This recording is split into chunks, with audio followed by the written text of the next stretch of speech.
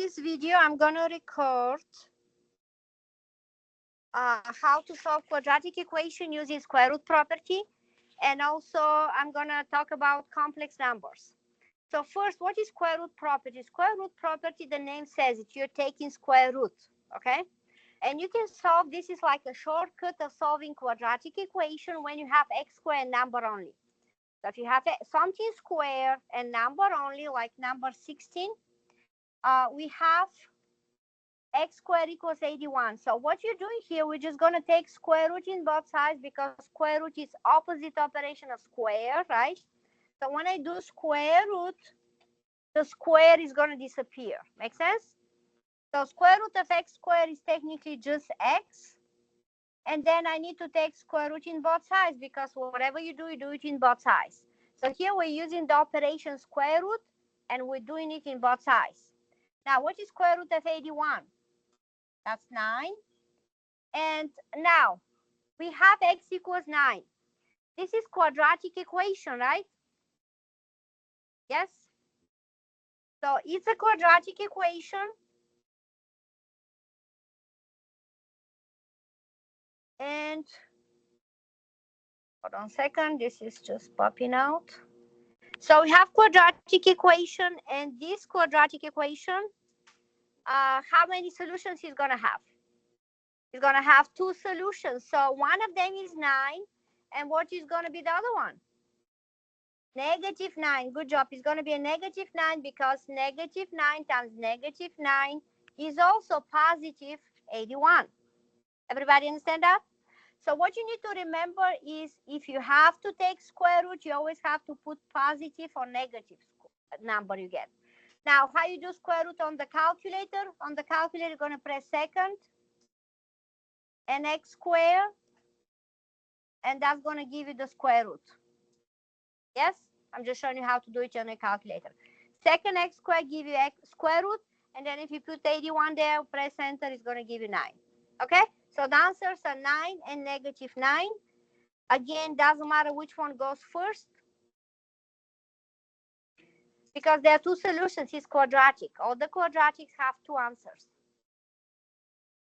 Got it? Okay. Now, going to the next one, which is going to be pretty much the same way.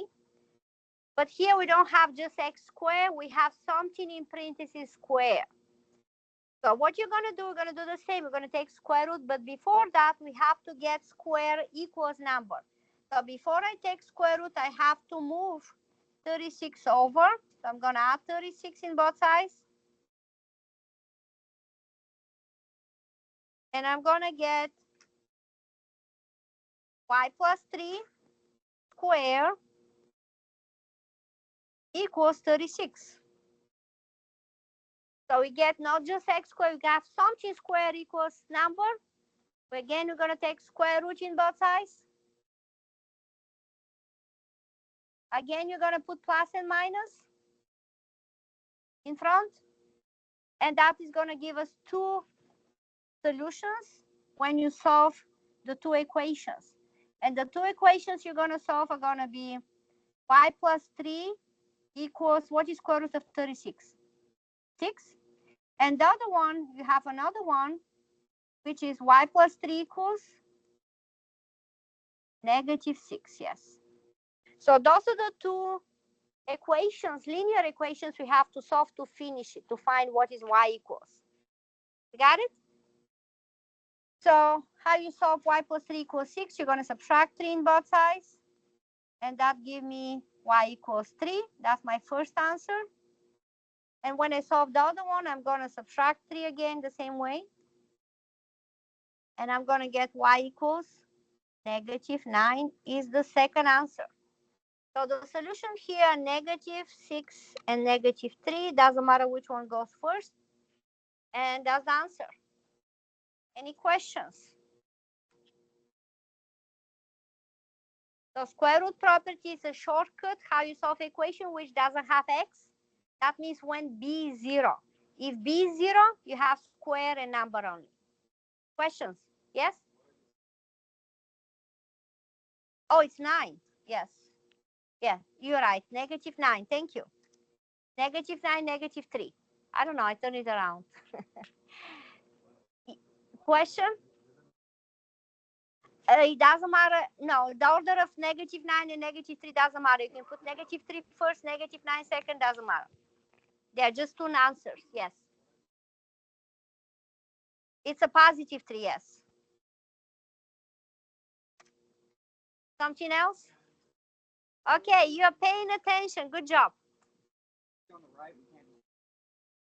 No, you can plug it in the calculator because you have y plus 3 squared. You have parentheses. You have to do parentheses first.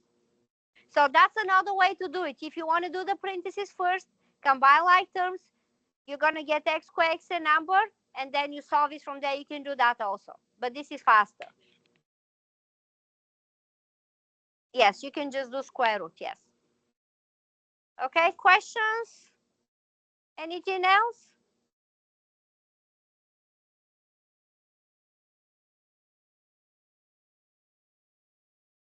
Okay, going to number 18. We have to solve this equation. This equation doesn't have x squared, but you have fraction. So what you need to do here is we have to get rid of the fraction first, yes? So what you're doing to get rid of the fraction? Multiply by x. So I'm going to multiply this side by x and the left side by x. When I do that, x in the fraction is going to cancel. And then I'm going to get x times x minus 6 equals 16. Now, when I distribute the parentheses, because that's the next thing I need to do, I'm going to multiply x times x, and that's going to be x squared, and then x times -6. So we're going to get x squared minus 6x equals 16. And then from there, we need to, what you doing from there? We have to move the 16. That's right. So I'm going to subtract 16 in both sides. It has to be equal 0 before you plug it in. So I have x squared minus 6x minus 16 equals 0. And then we're going to use the calculator. On the calculator, you're going to press second, and then cosine, and then 1 is for quadratic. And then you need to enter, what is a? A is the number in front of square, is 1. What is b? Minus 6. Always remember the sign goes with the number behind, or the number goes with the sign in front. And what is c? -16. So when you put that and then you press solve, what you get? X equals -2 and x2 equals 8. And that's all your answer. So you have -2 and 8. Okay, questions?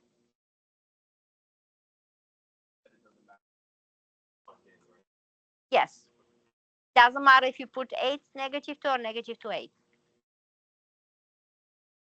Any questions?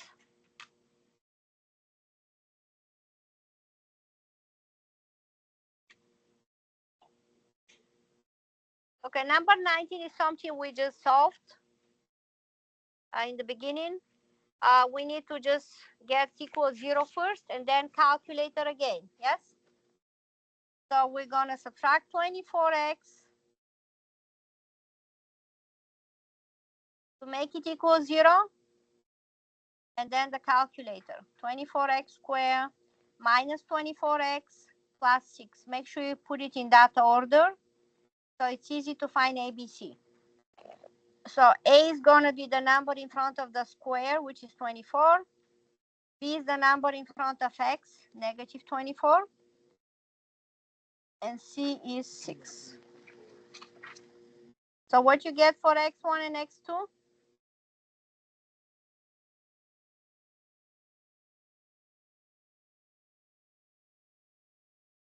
Both of those are 1/2? Yes, that's right. And that's how you put it, 1/2, comma, 1/2. And again, I want to remind you, be careful, the comma has to be between the fractions and weapon sign, not in the bottom of the fraction. Yes? So the comma has to be between the two fractions. Okay? Any questions on 19?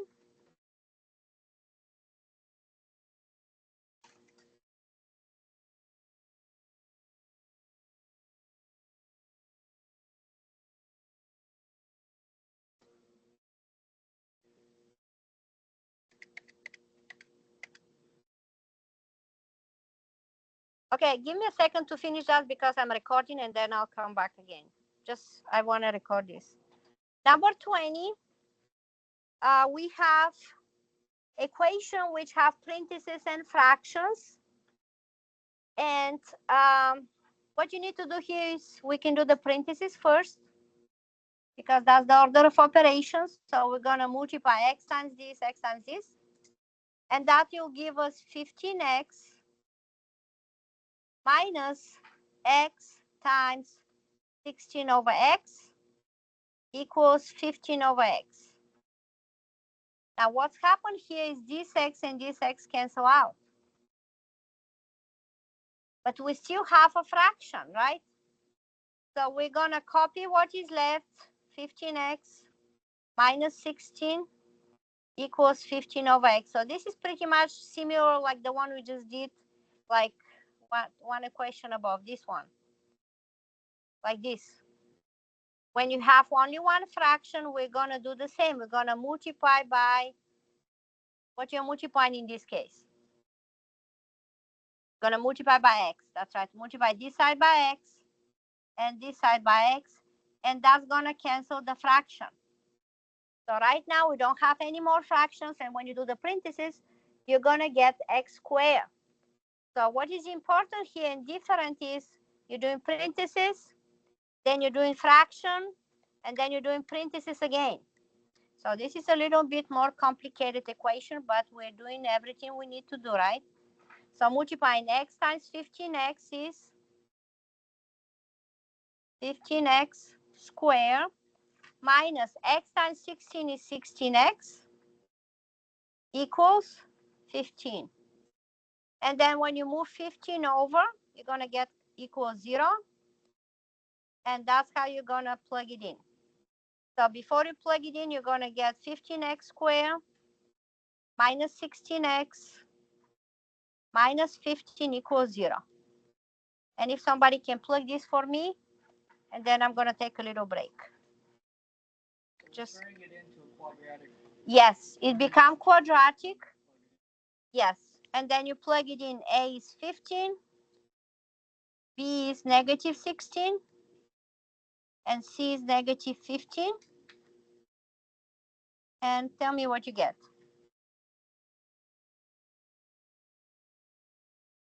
Negative. I'm sorry, negative what? 3 over 5, comma, 5 over 3. Thank you. So these are the answers. And again, make sure you put the decimal point between the two fractions.